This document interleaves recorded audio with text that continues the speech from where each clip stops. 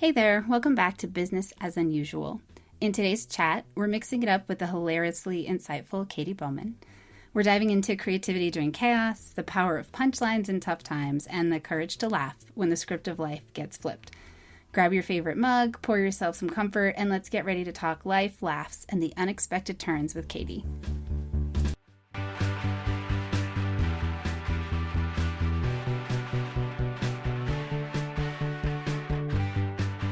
Business as Unusual is a thought-provoking podcast that explores the innovative strategies, disruptive ideas, and unconventional practices driving successful leaders and companies in the ever-evolving world of modern business.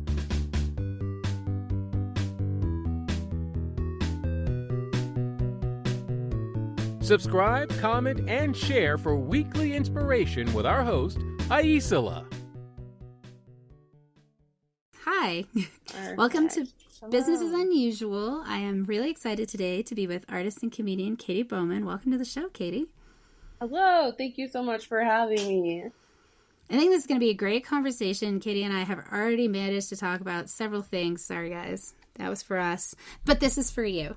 I first saw Katie live, I want to say 6 years ago, 5 years ago. It's been a little bit. And over the years, I've enjoyed following her on Instagram and recently have just really loved the variety of things she's been posting and was lucky enough that she agreed to come here and talk about being a comedian, especially in an environment where a lot of people are like, oh, you can't say funny things. She's kind of addressed that a little bit. So I thought it'd be kind of fun to have her on and talk about her experiences as a stand-up, the art of it, and maybe address some of those red herrings. Yeah, I'm super excited to be here. Thank you so much for having me. It is crazy doing comedy right now because I feel like 2019 was like a really good year for comedy, and it felt like everything was about to take off for a lot of people, not just me. But I was definitely feeling really good. That was the year that I kind of started to headline shows or getting the opportunity to headline local shows and stuff and getting like longer sets. And I had a couple comedy festivals that were coming up. And then when 2020 hit, everything just shut down. And it's interesting. I think when that happened, I don't know. I think the isolation kind of messed everybody up a little bit. And some people, it really helps them, and that's awesome. And some people, there were people that started comedy in the year 2020. And some of those people started online, and some of those people were already out, despite all the government issues of trying to keep people inside and stuff. And at the time, I think we were all so polarized by it. I know some people would still be like, it's still pretty terrible. And I'm like, yes, I know. But a lot of times, a lot of those people that were out were like younger comics. And when you're that young, you just don't realize like how much of an asshole you are. Like, I mean, I grew up in Texas, and I remember littering when I was in high school. Like, there was a lot of body shame in my family, and so I didn't want my mom to see that I was eating fast food. And same with my friends. We would throw our food out the window when we were done with it, and I think about that all the time, and I'm like, oh my God, like, I can't believe that was me at some point. But I was a dumb kid. Right. And do you think about... I mean, a lot of the stuff that you see that's happening on K through 12 and college campuses, you have to remember all those people's brains are still developing, and you're very self-centered until you get to a certain age. And some people stay self-centered. I was like, what age exactly should I be waiting for some of these people for? But that's when, I think once you start to get out of your parents' house, if you have that option, or get out of the world, that's when you start to see how other people live their lives. And it's weird because I know so many people who never left my hometown, and you can tell. Yeah. And I mean, a lot of them are Trumpers now, and they're crazy. And I'm like, maybe like mom and dad don't always know what's best, right? Like when you're having an argument with somebody and they're like, my dad says, I'm like, well, what do you say? Like, we're in our 30s. You're still quoting your parents. What, how do you think for yourself? And so I think we're lucky if you have those options. If not, sometimes it really feeds into that kind of closed-minded way of thinking. Or, you know, anyone who has a lot of privilege, you know, you get into a very, I mean, look at these actors who are like denying nepotism. Like, and they're like, oh, I think calling my son a Nepo baby is insulting. And yeah, it probably doesn't feel good. It's kind of like saying, I mean, on a very different plane, it's like how people feel when it's, well, I'm a white person, so like I'm racist. Like we're all racist because we came from racist roots. And then there's always like another white person who's like, no, I'm not. And it's, you can't move past this until you acknowledge our history. And and so I really went off there with so many details. I'm so sorry. No, I love it. Thank God for editing. That's a part of why I wanted you on, is I feel like you just approach all of this in such a thoughtful way. And I personally think we just need more thoughtfulness. So I appreciate it. Thank you. I couldn't agree more with that. Thank you. That's very empowering. 3 hours later. No, I'm just You know what? I'm here for it. This will be my next 4 podcast episodes. Like, continued.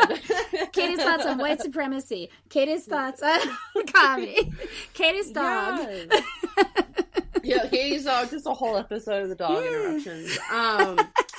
But yeah, so like during comedy, there was a lot of interesting ways that people were exhibiting their behaviors. There were the people that were like, oh my God, I don't want to hurt anyone. I'm just not going to leave my house at all.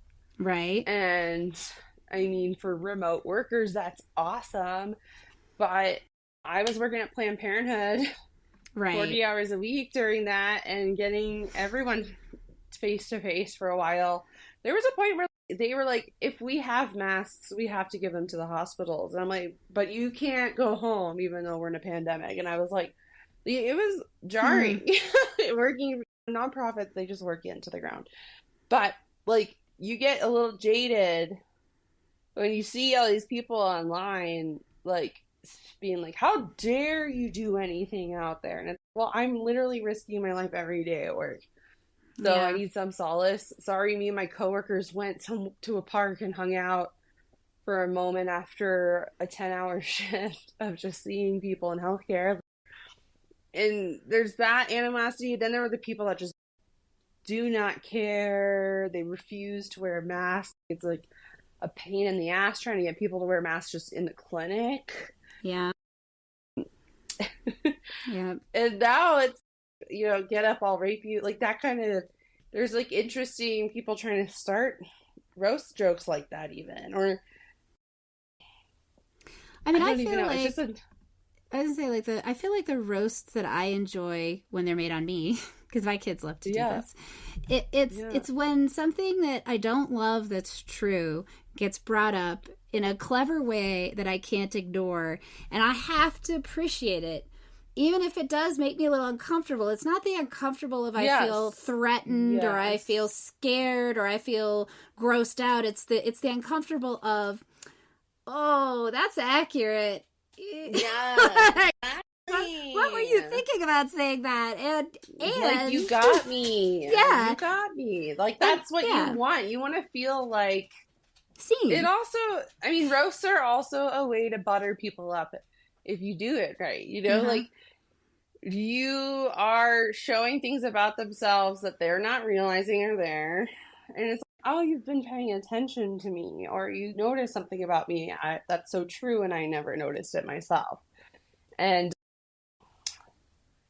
I just feel like all this weird, mean, it's not even like actual jokes.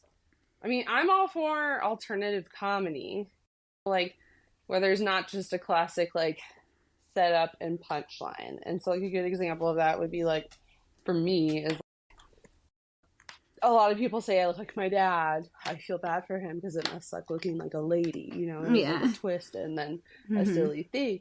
Where like alternative, unique acts sometimes are using more bits, or they'll use like storytelling, and there's all these different things, but there's also just people punching down. So like comics are kind of at the bottom of the entertainment industry when it comes to respect, unless you're an A-list comic, but even then they get the most shit sometimes.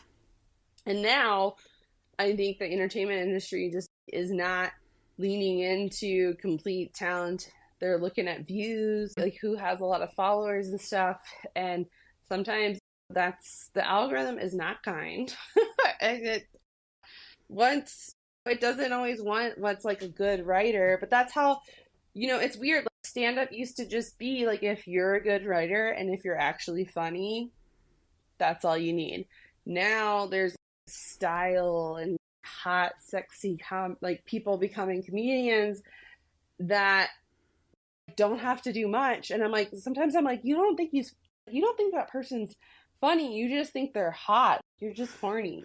And like, it's like, if like you were out to lunch with your mom and Brad Pitt walked in the room, your mom would be like, oh my God, I love that movie. Like they're just start talking crazy. Like, it's that giddiness. And there's like a blend of that too right now. And I was listening to Marcella Arguello's podcast too. Another thing she said, she was like quoting another comic who was like wishing that specials were special. And he's like, people aren't wanting to put the time into writing anymore, and they want to just have something quick and out there. And some of the best specials that you've ever seen or best albums you've ever heard, when you look at it, you're actually seeing that that's 10 years of jokes. That's why it's so good. They worked on that material for 10 years versus like putting out an hour every year. You can see the same thing with music. Some of your favorite musicians won't put an album out until they're fully ready to put an album out. Yep.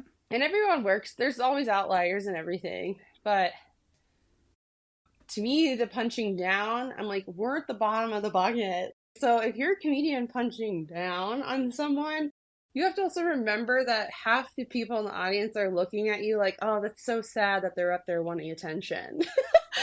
Like when I go on stage, I want the audience to feel like we're all friends. I want to feel like I'm hanging out with people, riffing at a party, and we're having a good time. I don't want people to feel excluded, or if anyone in the audience is offended by something I say, like I would want to know so that I can rewrite it. Because sometimes you don't know.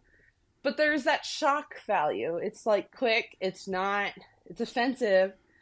And I mean, look at Matt Rife.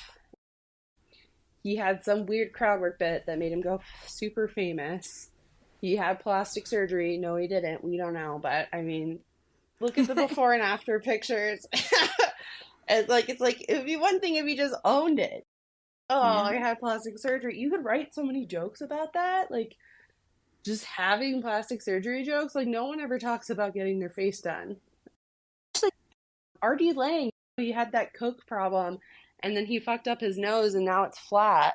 Like, I was like, it's literally, if you look at him, his profile, his nose is completely flat, and he talks about it on stage, and he talks about how people recommend plastic surgery, and he's like, no, it's a great reminder every morning for me to not do cocaine again.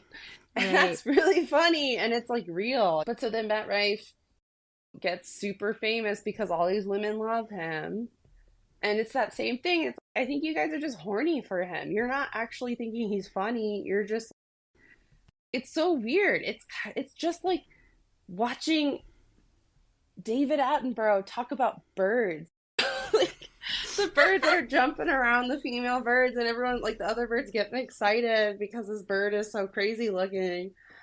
And then you're like, actually, it's like, oh, but he's just trying to get laid. That's all it is. It's not it's not actual entertainment. It's like, what are we doing? But so then he made all those domestic violence jokes that also the thing about those jokes is that they've been done in the 80s. They're nothing new and they're nothing creative. But he did all that, lost a lot of his following, and now he's still like famous. He's still putting out stuff. And it's to me, it's like, God, do you know how many people in every state? There's so many funny comedians all around the country that could use those specials to to actually make you laugh and hold it to a higher standard of what comedy is.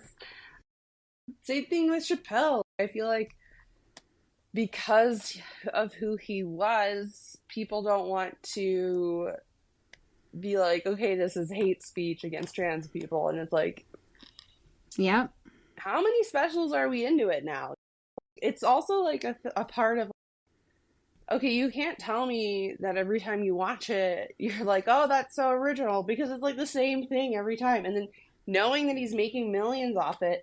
I remember 2 or 3, I think I watched 3 specials ago, and he was like, some lady was like, who do you think you are, Dave Chappelle? My daughter's trans. And it broke my heart hearing that story, because you're like, oh, that poor parent is just trying to stick up for their trans kid. And he's making a whole joke about them. And then he's like, who am I? I'm the guy who walked away from $50 million. And it's like, yeah, but now you're making twice that now off every one of these specials. Like, you're not that guy anymore. You clearly are all obsessed with money. Same thing with the art school in Chicago that they were trying to put low-income housing next to. And he said he would take all his funding away. Who are you now, Dave Chappelle? And it's like, people act like you can't talk about these things. And it's, I mean, he got all his fame because he was like a man of the people. And now it's just like this weird rich man power high and hyper fixating on trans people, which is not helpful considering they're like less than 1% of the population. And there were 700 pieces of legislation in the first 2 months of last year against them. 1% of the population. I'm like, seriously, even if trans people were somehow a danger, they are not the biggest danger, actually. And it's because they're an easy target in that they don't have big numbers and a lot of people are not educated. We are ignorant of so many things. And I loved what you said about sometimes, you write a joke because you don't know, and you say it, and then somebody comes up to you because you can't know everything. And yes, there's some things that ignorance is going to cost you because there's been enough awareness that you not knowing it is a sign of a lack of due diligence. However, really, most people are willing to give you the benefit of the doubt, especially if you approach it from that place of, oh, that was super not what I thought I was doing. And let me change that up and acknowledge it. I see it all the time. I see it on the internet. Someone will post something and people will pile on and they're like, oh, I didn't get that that's what I was doing. How do I... Yeah. And then they make an adjustment, and some of them are like, I'm leaving that post up so you could see the thread and see the way I took a mea culpa because I want people to understand.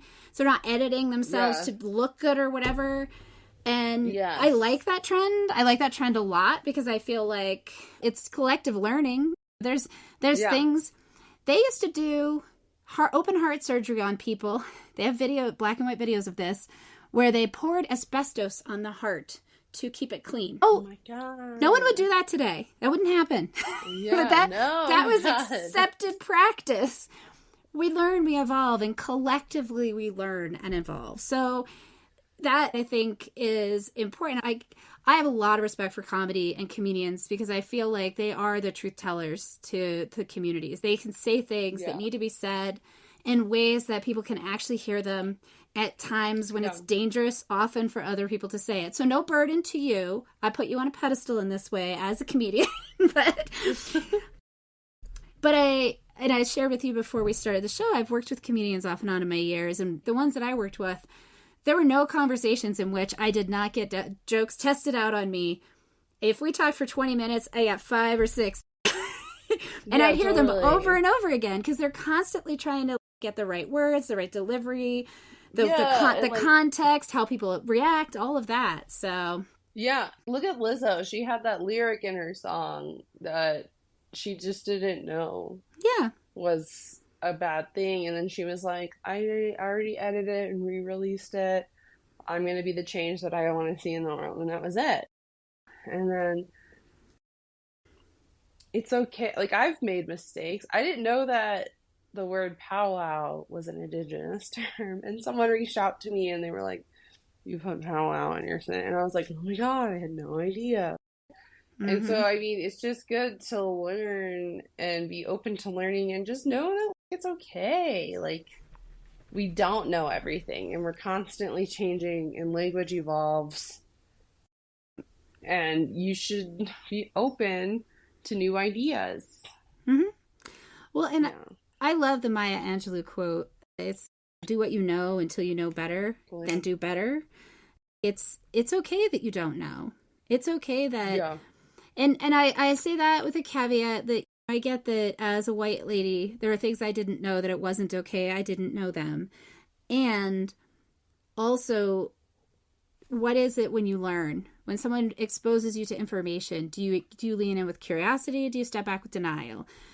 Do you get offended or do you get curious? And of course, we all have those moments of I actually really admire, say, people come up to you after the show to give you feedback. I'm just like, I can't even imagine, like, that has to create such a resilience in you to be able to receive that from folks and not fall apart or get cranky. Because I'm like, wow, that would be a lot.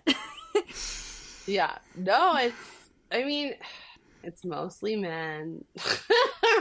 And so I have to take a deep breath and just like smile. And then I've also gotten to a point after one of the last notes I got, I was like, I am also allowed to walk away from this because he's just going to give me notes and he's not even a comedian. And I don't need to listen to people that like are going to talk about how my speech is. That's so annoying. You hear so many comedians. I mean, if you listen to a Lenny Bruce album, sometimes I'm like, this is like another language. Or like a lot of albums from back in the day. And I'm like, this is like a whole other language, but people understood this. Why? And I just feel like it's just a way of control. It's like a sense of power. And so, but still, if somebody was like, hey, that offends me, and here's why, I'm open to the conversation. Yeah. And you can always take it with a grain of salt of what offends you. But it's hard as a comic because we are supposed to, like, ride that line of, like, pushing buttons and, like you said, kind of talking about the truth of things and finding ways to talk about hard subjects and not feel like you're getting canceled. So what is it that drew you to comedy? I mean, unless you've told that story so many times, you have no interest in telling it again. Oh, no, it's okay. I have told it to people, but I don't mind saying it. I've gotten it down to a good little bleep. Well, and let me add my little business as unusual twist. And so what is that spark that took you from whatever you experienced to this is the thing I'm going to do? Because it's hard work. And so you have to have a core sort of this is my thing. And what sparked that for you? I think I grew up, well, we were raised Catholic, but my whole family kind of stopped being religious later in my high school time. And I think that was also because of all the stuff going on with Catholic priests and stuff, with pedophilia and everything. But I didn't know. I just was like, this is boring. Like, this Catholic church is so boring. Catholic Mass. And so, but my parents were they're like new money. So they both kind of grew up poor. And then my dad got very successful as a lawyer. And my mom kind of quit her having a day job just to raise us. And so it was this like formulaic way of the patriarchal family views that my parents were like, you're going to college. I mean, going to art school. Art school is so weird because you do learn a lot about art, but like it doesn't teach you business classes. It doesn't teach you advertising yourself or putting your like we had a quick seminar about that my senior year of college. But so I always thought I was just going to be doing lots of school and in the studio and doing that. But like my whole life, I also was like always trying to be funny. And I remember pretending to be a stand-up comedian for my friends when I was like in 5th grade and just doing the motions of holding a hairbrush and being like saying silly things. And there's no outlets. It's so hard to find it until you find it. And so my artwork was very conceptual and sometimes funny. And then when I got to college, I was like, I just want to make people laugh with my art a lot of the time. But I also want to I had a sexual awakening in college because I was so insecure until the time I got to college, and I had friends that helped me become more okay with myself. And then through time, after I graduated college, I thought I was going to go right to grad school for art. And one of my mentors was like, I don't think you're ready. And she gave me this long explanation, and it really hurt, but I really respected her opinion. And I was like, maybe she's right. And then I took time off from thinking about school and found comedy because I went on a date with someone to a improv show, and then the rest is history. And it's just funny because if I didn't get told no, I would have never found a way to get to comedy. And then once I was like, this is what I've been looking for my whole life. I just didn't know there's local comedy scenes and ways to do it. There's no school for comedy. I mean, there's improv classes and stuff, but there's no advertising for it really when you're growing up, unless you're maybe in LA or New York or Chicago. But now it's more prominently everywhere. There's more access to it, and I think it's a lot easier for people to get into comedy now because there's so many resources. There's lots of comedy classes now. When did you start? It was at least than 6 years ago. Yes, it was 2014. So nice. I'm coming up on my comedy anniversary, and my first improv class was in May of 2014. And then I started stand-up that fall in October. And that was I always grew up watching more sketch comedy. I loved watching SNL. That was a huge one with my family. I loved comedy movies. During the big Superbad and 40-Year-Old Virgin and Forgetting Sarah Marshall, that whole time frame of movie shows. And I mean, I did grow up also watching Friends and all the sitcoms and stuff like that too, and a healthy blend of horror films.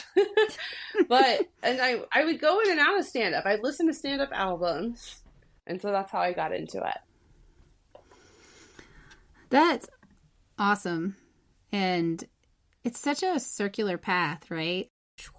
Yeah. I don't know that. I was I don't know anyone that's just gone there. No, it's good. I just don't know that I know anyone that's sort of walked right into it. Yeah, it's weird. And I didn't even remember that little elementary moment of me pretending to be a comedian until I was doing stand-up and stuff, and I was like, oh my god, I remember being at my friend Casey's house, and I was hanging out with Casey and Megan, and I was like, you guys sit in the bed and I'm gonna sit on the stool and tell you jokes.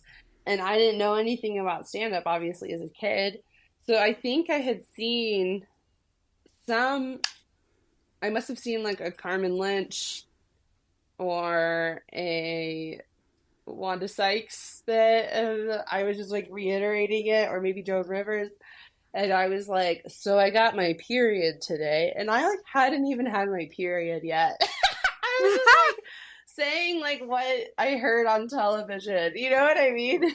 So it's just funny how it's oh man, you really see your little ideas that shape you as a child later in life.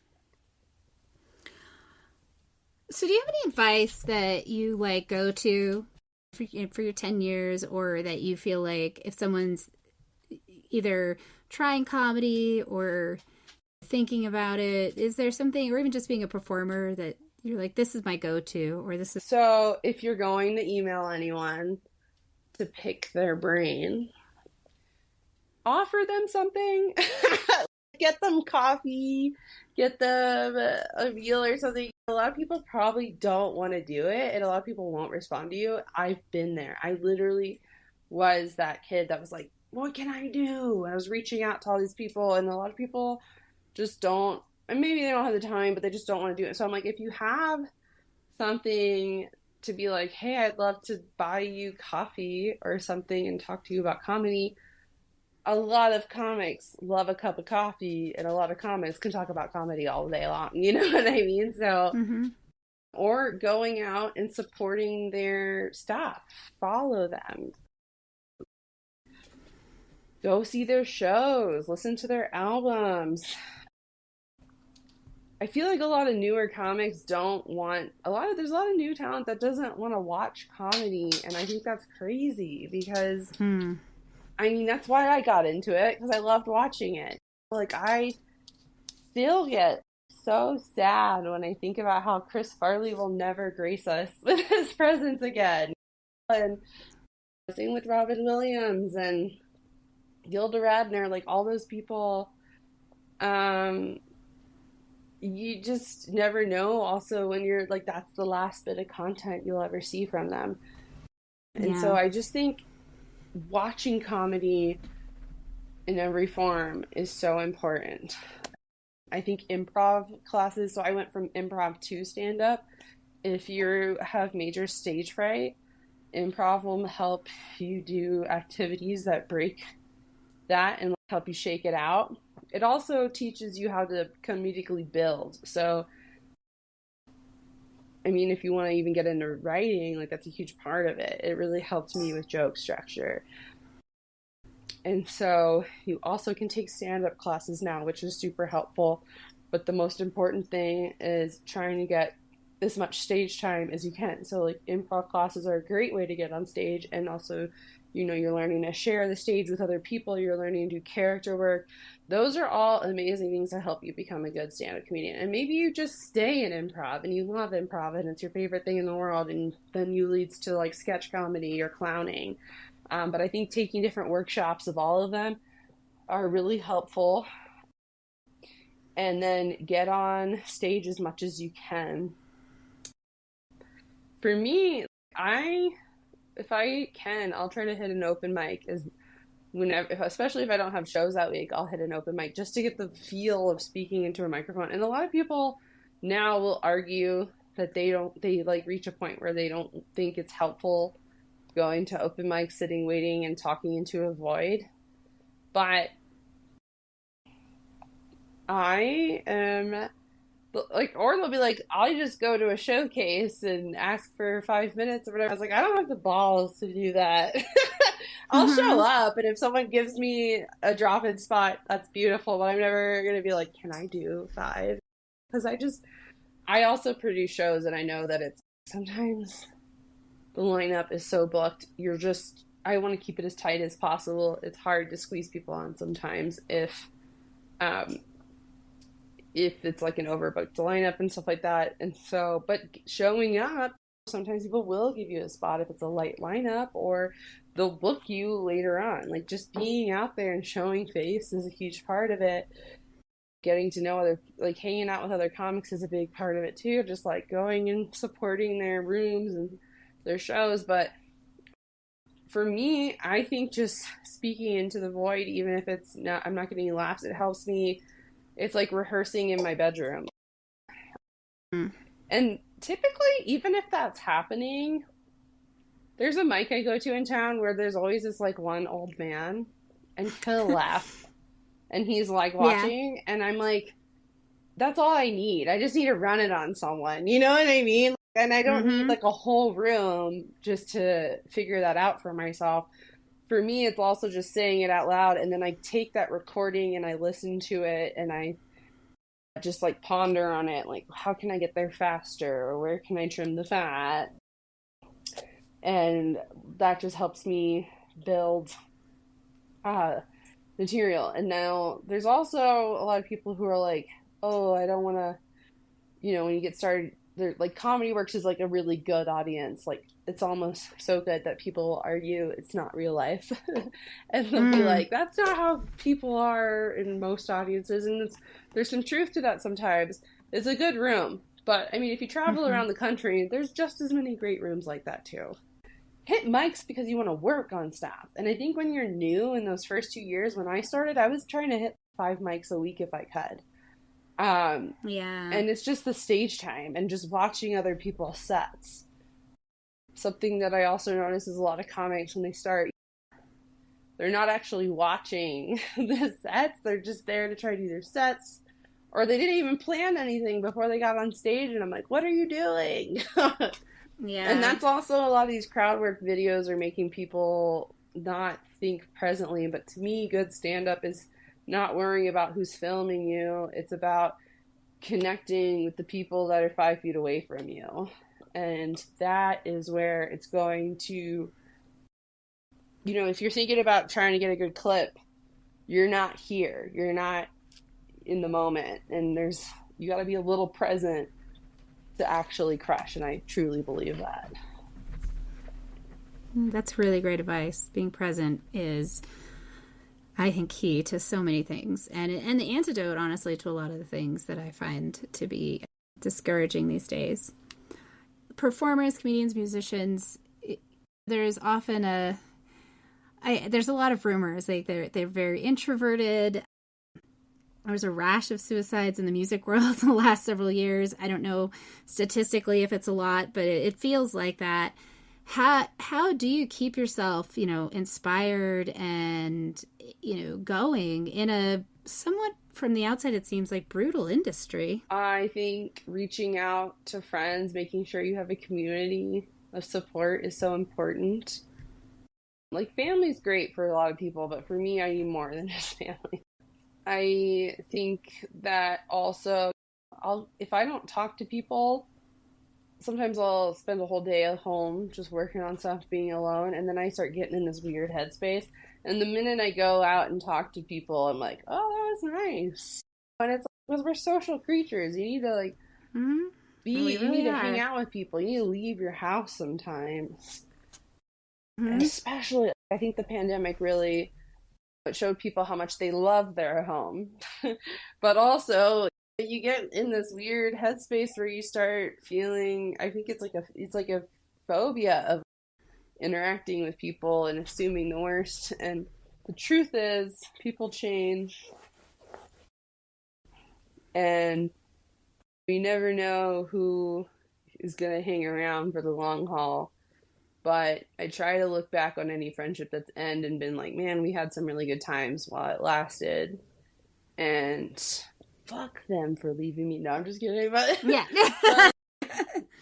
You try to look at those times and you're like, that was great. Yeah. And so I think just keeping yourself open to like new relationships in your life, keeping your hearts, as they say in yoga, keeping your heart space open is like a very important thing. And it's, everything terrible in the world is because people are being closed off and greedy. And I mean, wholeheartedly, white supremacy is an awful thing, and we have so much to undo with that, and homophobia. But the only way to heal it is to be a light for others to see so that they can lighten up too, and just be open to, I want to be more active in helping people feel more comfortable and just supported in any way that I can. I think that's really true. Over the last years, just the more different communities I've worked with around things, the more I've really come to believe that it's about being connected to the people in your community. Maybe it's that old saw, right? Think globally, act locally. Like, I have to care about what's happening in other parts of the world. I can't, like, shut it out and pretend it's not a problem. And I have a lot more power right here. And this is this is an old refrain for me.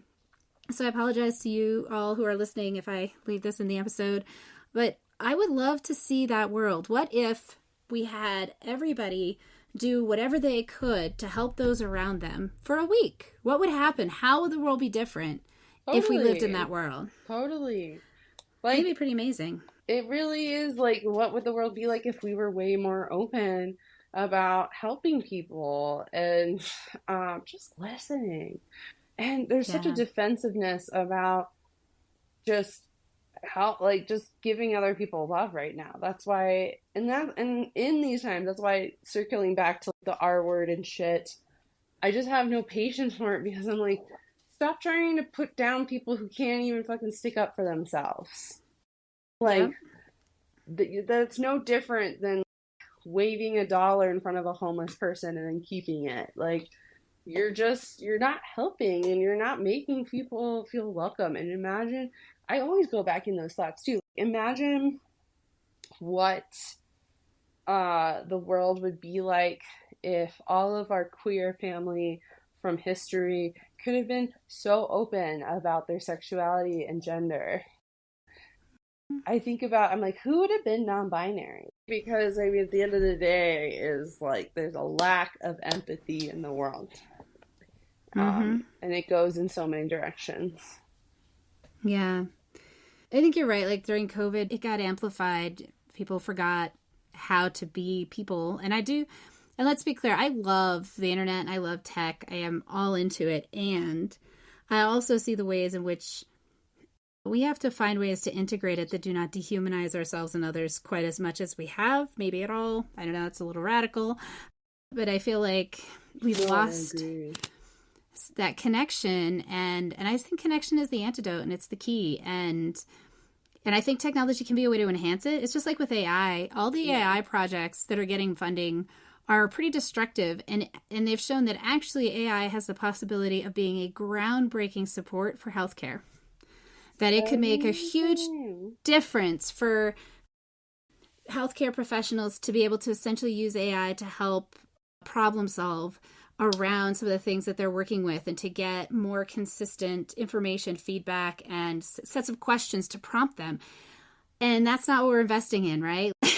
Yeah, totally. And this is the thing I find really interesting, is that most of the people that I talk to, and I talk to people across the political and ideological spectrum, both in my personal life and in my professional life and just in the world, I'm willing to listen to people through a lot of conversations. I have a high tolerance. Even when I have a disagreement, I'm happy to sort of get curious into what they're talking about. Most people want the same things. They want clean air, clean water, physical health. They want to be able to have some degree over their control of where they live. They want to feel like some sense of security for their future. They want to be part of a community. Some people are misanthropic, so they want to be a part of a community that they don't interact with, but they want to know what's out there, right? Like, yeah, totally. And yet, with all of that, the public vitriolic conversations are fixated on some, honestly, weird side quests. It's just like, really and truly, like, what is happening here? And there's lots of culprits that we can point to, and it's confusing because there's so many people that legitimately are on the same team and have the same desires, and yet fight each other for reasons I don't think we even always understand. Totally. Motivations we don't always feel connected to. So yeah, well, and the cancel culture is a complicated thing, isn't it? Because no one really gets canceled, and it's so funny. Yeah. No, people were like telling me that I'm canceled for supporting Palestine because I got doxxed back in the fall. It sucked, but it's slowly, my account is slowly recovering, and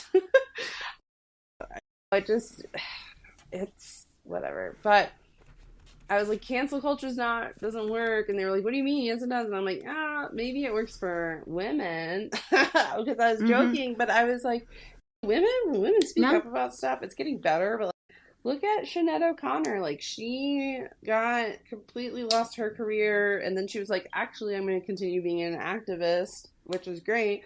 But also look at Kathy Griffin, and I've said this on another podcast recently. I'm like, women get booted when they do a little thing. And then it's like, Bill Cosby just got acquitted. Oh, Kevin Spacey just got acquitted. Or he's to be acquitted is what I was reading the other day. Chris D'Elia, he's still in all these clubs. He's online where lots of children are, and he's a known pedophile. And so it's like, what? And that whole Shane Gillis thing was interesting because everyone's like, he's racist, he does all these things, but then everyone's putting so much spotlight on him, it made his career even better. And then he went back to host SNL, which is crazy. And so it's weird how the pendulum kind of swings back and forth with, oh, we're all canceling this person, but then it still helps their career in some way. And so I was talking to my mom about, I'm trying to explain gender and pronouns and sexuality to my parents who are boomers. And so it's like, I have tons of friends whose pronouns are very different, and I always am like worried about my mom misgendering people accidentally because she just doesn't know. And so I'm trying to explain it to her, and it's like, I'm realizing how her mind, she's literally needs like a 101 gender 101 class or something. She just doesn't know because she's in Texas and she's a boomer, and so she's not hearing these conversations every day. Whereas in Colorado, I was telling her, like, Mom, it's on everything here.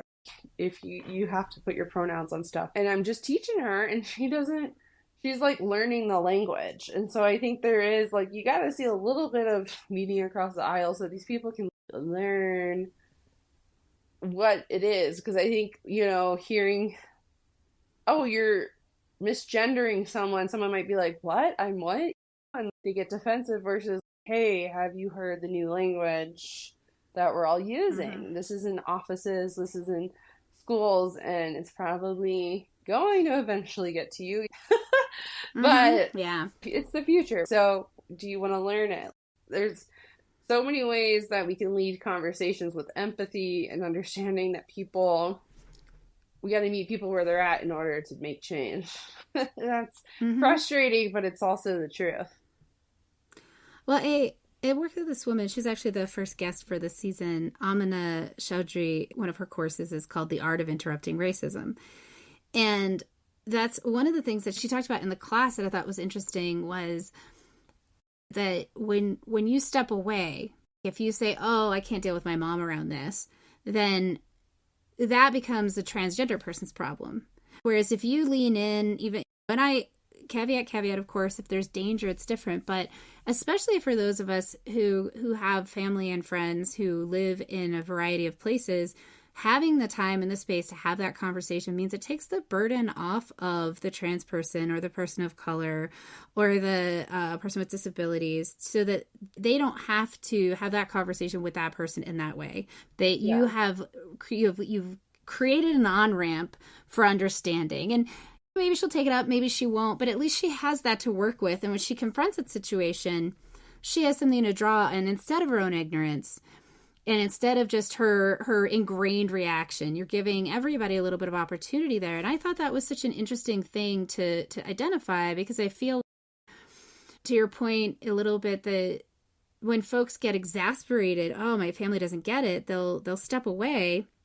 And there are times, I know, when that's needed, but I think a lot of times it's almost like a virtue signaling. Oh, they couldn't get it, so I'm not going to have anything to do with them. And I'm just like, or you could give them a chance to get it, and you could also take that burden off of the person, the stranger that's going to have to teach them. Yeah, totally. That's so true. Oh my God, that's so true. Because that's where it's happening. So for folks that are listening, we talked about your Instagram handle, Katie Bowman Rocks, and that's also your website. That's the best place to find you. Yes. And you have an art handle. Do you want to share that, or do you want people to just go to your website, or what's the best way? So katiebowman.rocks, that's ROCKS, is my website, and there's links to all my handles there. And on social media, I'm either Katie Bowman Comedy or The Curly Bush for art. That's awesome.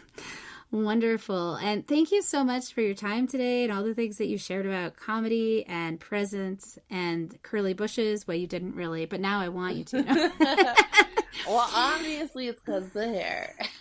I was like, what is a funny... Because I do some sexy art, and I was like, what is like a funny, sexy, cute, but not so out there? And it's so funny because my small business is called The Curly Bush, and I just run my taxes under that for anything that goes through art or performance. And I remember when I started it, one of the government workers was like, how'd you get that name? And I was like, oh, because I have curly hair. And then there's just like silence on the phone. They're like, oh. That's fantastic. It's just funny because it's a cute name too, the Curly Bush. Yeah, I think it's empowering to people to grow their bushes out. Stop living with an itchy beach. I mean, that feels like the perfect note to end on. Don't live with an itchy beach, and follow Katie. She's got a lot to offer. She's here in the Colorado area, but also all over the country. I'll be in Minneapolis the end of April. And I'll be doing all the Don't Tell shows there. Check out her website, and she'll have some shows at the end of April in Minneapolis for my folks that are out there. And thank you so much for joining me today. And thanks everybody for listening. Thank you.